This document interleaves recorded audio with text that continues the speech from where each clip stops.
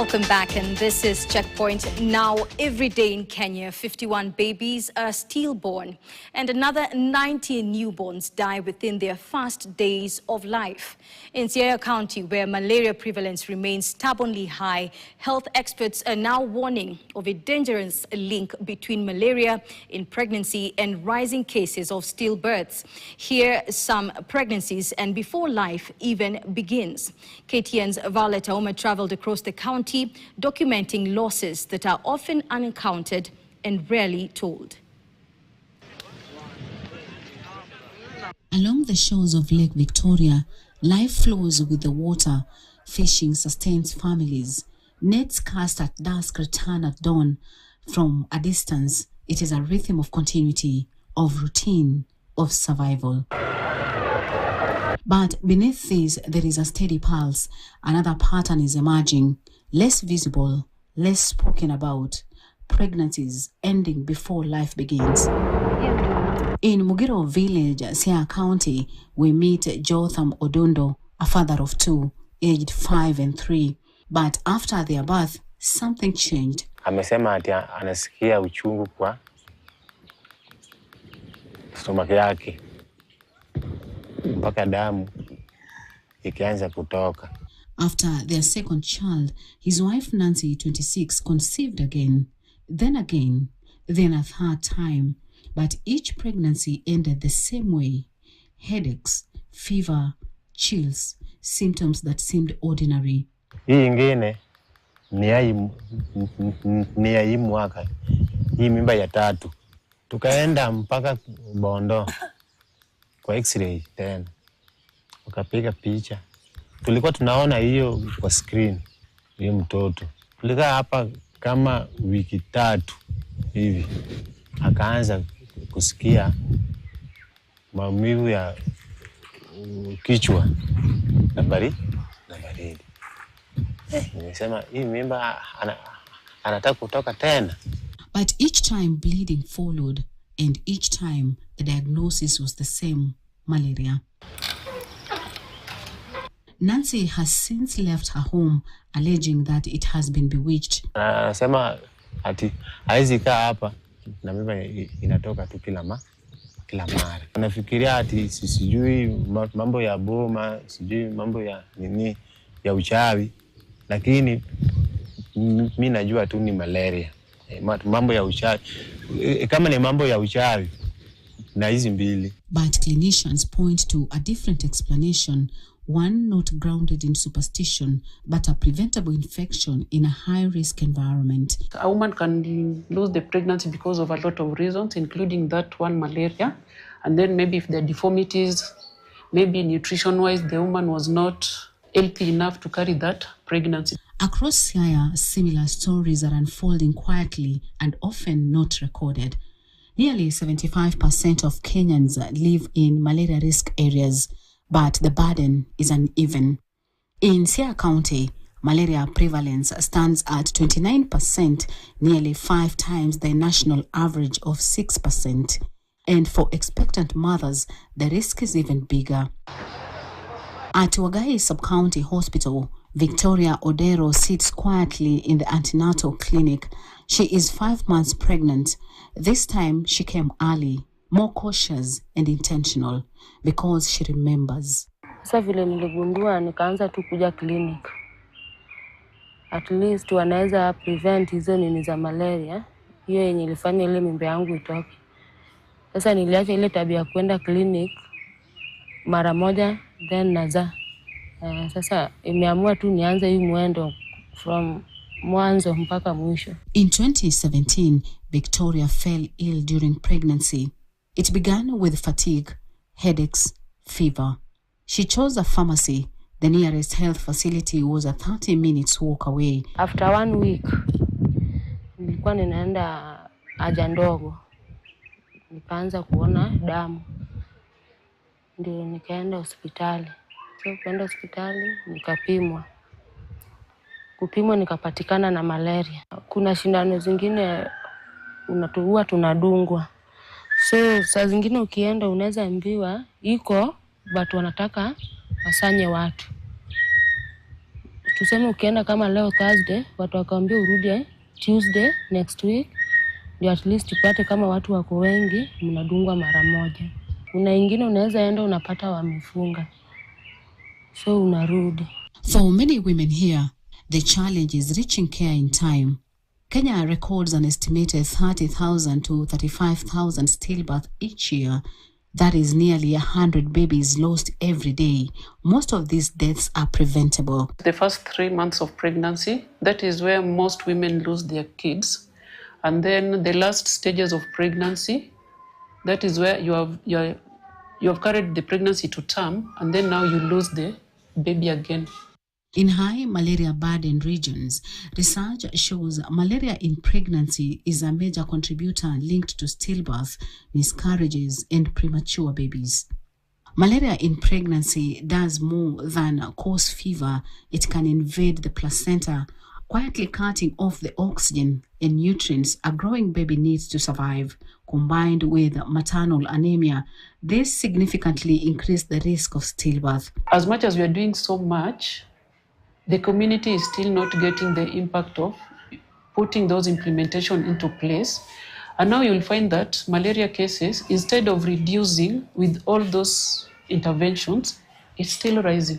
So if they could start their clinics as much as first trimester or even before that pregnancy, we start planning with them, it will be easier to mitigate any conditions that will come in between. On Mageta Island, access to healthcare is largely defined by water.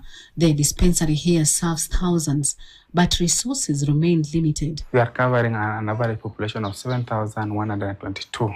That's the whole island. Cases such as malaria, which is the most common condition in this island.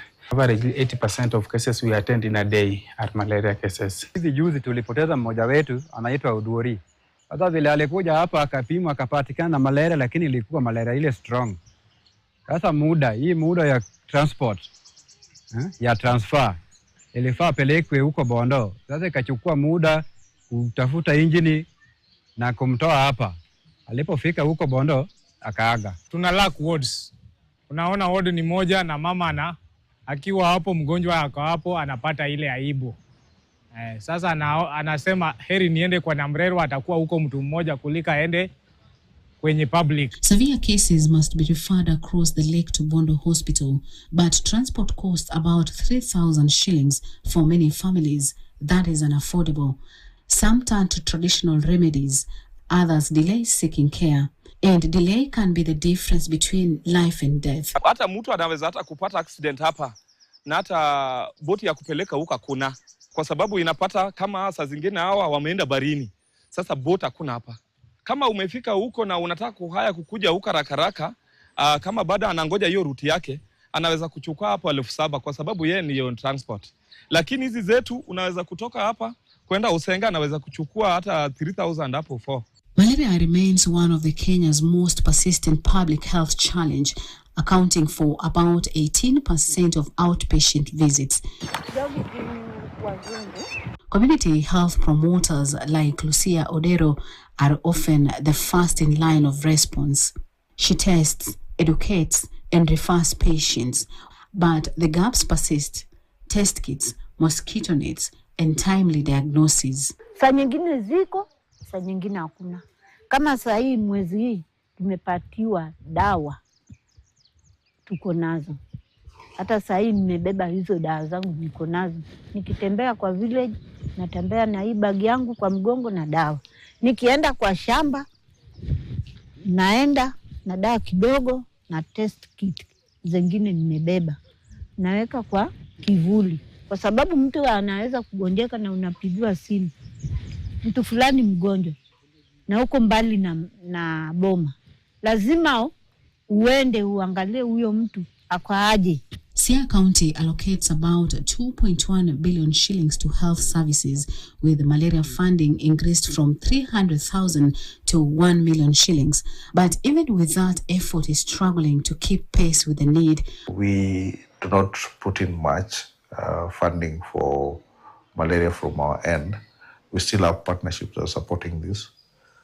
One of the partners is AMREF, that is supporting the community intervention for malaria and also malaria diagnosis through, of course, ensuring quality of care. PMI, which is a USAID funded partner, has been the sole supporter of the Early Alliance.